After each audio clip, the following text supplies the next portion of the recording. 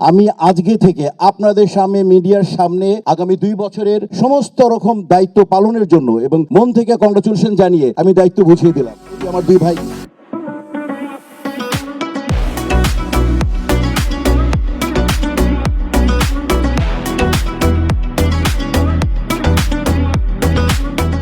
কঠিন, কিন্তু আসলে কঠিন, বিষয়টা কঠিন। ওই যে আমার খুশি বুঝতেছি বিষয়টা। আমার 2টা ভাই, আমার মনে করেন 2টা হৃৎপিণ্ড ইনশাআল্লাহ। আমি আগে বললাম যে দীর্ঘদেহী সানুশিবার দানবীয় শরীর হয়তোবা অনেকে দেখেছে, কিন্তু ওর মধ্যে একটা শিশু মন আছে, এটা মিশা সওদাগর দেখেছে এবং যাদের সাথে চলে তারা দেখেছে।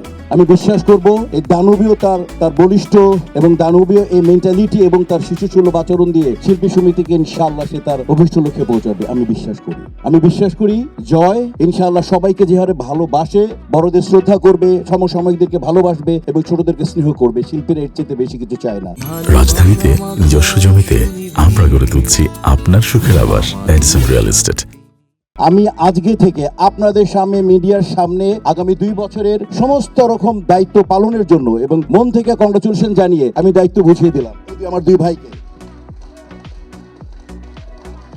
থ্যাংক ইউ মিশা ভাই, ধন্যবাদ। সম্মানিত শিল্পী সমিতির সদস্যবৃন্দ যারা আমাদেরকে ভোট দিয়ে এই গুরু দায়িত্ব আমাদেরকে দিয়েছেন আগামী 2 বছর আপনাদেরকে সেবা করার জন্য। আল্লাহর ওয়াস্তে আজকে থেকে আর কোনো প্যানেল করবেন না। 2টো প্যানেল থেকে এসছে, একজন 13 একটা প্যানেল, আর একটা প্যানেল থেকে এসছে 8। একটাই প্যানেল, বাংলাদেশ চলচ্চিত্র শিল্পী সমিতি, একটাই প্যানেল।